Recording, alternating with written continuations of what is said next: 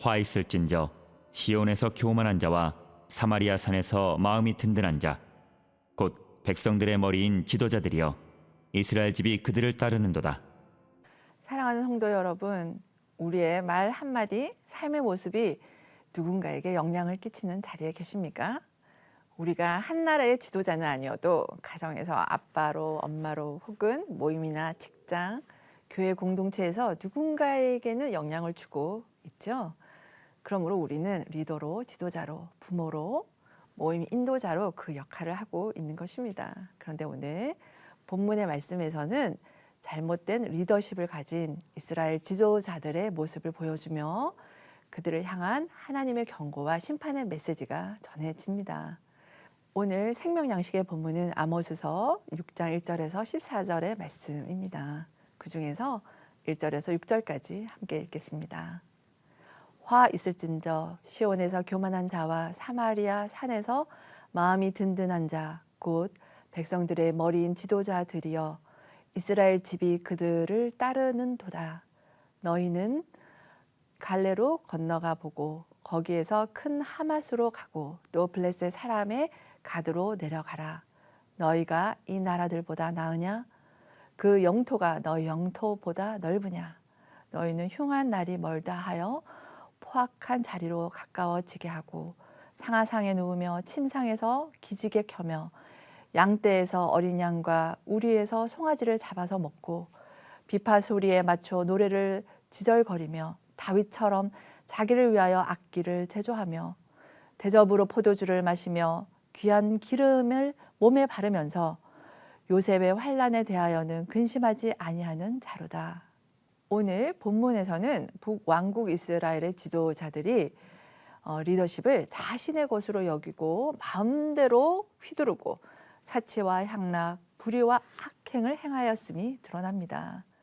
1절은 드디어 화 있을진저라고 누군가 죽었을 때 부르짖는 애국의 소리가 아모스 선지자를 통해서 울려남으로 시작합니다. 이미 우리는 앞으로 임할 화가 극심할 것이라는 것이 예상이 되죠.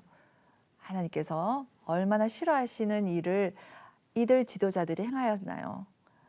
1절에서 이들은 시온, 곧 남유다의 수도인 예루살렘과 북이스라엘의 수도인 사마리아에 있는 요새를 믿고 그 안에서 마음 편히 스스로 자신들이 최고라고 자만하며 지내는 교만한 지도자들이었습니다. 이스라엘 백성은 이런 지도자들의 교만한 모습을 그대로 따라갔습니다. 그러나 잠언 16장 18절의 말씀을 우리에게 이렇게 오늘 교훈하세요. 교만은 패망의 선봉이요 거만한 마음은 넘어짐의 앞잡이니라 라고 하십니다. 지도자들의 교만으로 리더십이 무너진 곳에는 오직 하나님의 심판만이 남아 있습니다. 그렇습니다. 겸손의 리더십, 겸손이 주변에 선한 영향력을 주게 되는 것입니다. 마태복음 11장 29절은 나는 마음이 온유하고 겸손하니 나의 멍에를 메고 내게 배우라. 그리하면 너희 마음이 쉼을 얻으리니 라고 예수님께서 우리에게 말씀하세요. 예수님이 진정 우리의 지도자, 인도자, 주인이십니다. 우리가 배우고 따르고 닮아가야 할 분은 다른 그 누구가 아니라 만왕의 왕이시지만 종의 모습으로 오셔서 자신의 생명을 내어주시기까지 낮아지신 겸손의 모습을 보여주신 예수님이세요. 예수님으로부터 배울 때에 우리의 영향받는 우리의 자녀들, 제자, 가족들, 친구들이 선한 영향력을 통해서 겸손함으로 서로가 서로를 대하고 귀한 공동체와 가정, 학교와 직장이 될 것입니다. 2절은 갈레, 하맛, 가드보다 결코 이스라엘이 낫지 아니하지만 하나님께서 베푸신 은혜와 자비를 입은 자라는 것을 말씀하는 것입니다.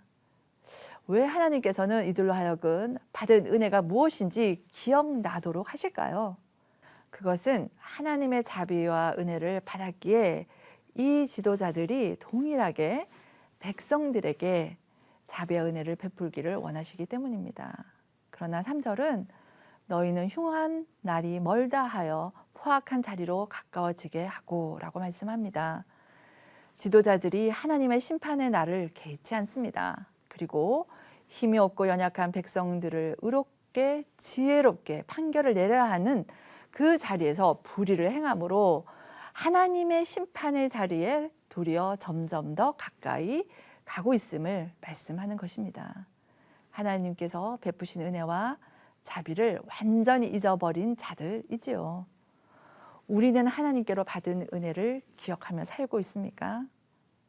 사도 바울은 고린도전서 15장 1절에서 그러나 내가 낳은 것은 하나님의 은혜로 된 것이니 내게 주신 그의 은혜가 헛되지 아니하여 내가 모든 사도보다 더 많이 수고하였으나 내가 한 것이 아니요 오직 나와 함께 하신 하나님의 은혜로라 라고 고백합니다.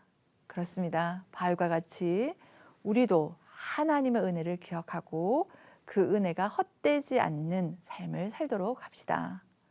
4절과 5절에서 이들은 부유층과 같이 상하로 만든 침상에서 호사를 누리며 게으르고 태만한 삶을 살았습니다. 그리고 자신을 위해서 어린 양과 송아지를 잡아먹으며 자신의 배만 불렀습니다.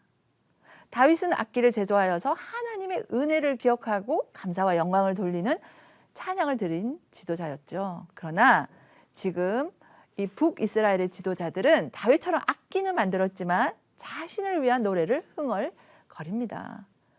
6절에서는 대접으로 포도주를 마시고 귀한 기름을 몸에 바르면서 향락을 누리고 요셉의 환난 곧 이스라엘의 고통을 전혀 마음에 두지도 않는 지도자들입니다. 정말 하나님 중심이 아닌 자신 중심으로 살았던 사람들입니다. 그러므로 7절에서 16절은 이들을 향한 하나님의 심판이 내려집니다.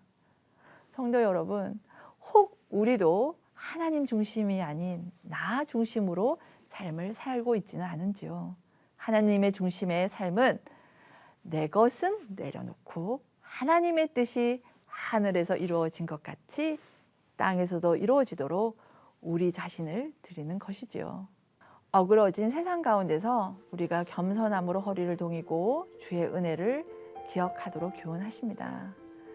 예수 그리스도로부터 배우며 하나님 중심으로 사는 삶이 진정한 리더십을 가진 우리의 삶이라고 말씀하세요. 그럴 때 내가 아닌 우리 하나님께서 영광을 받으실 것입니다.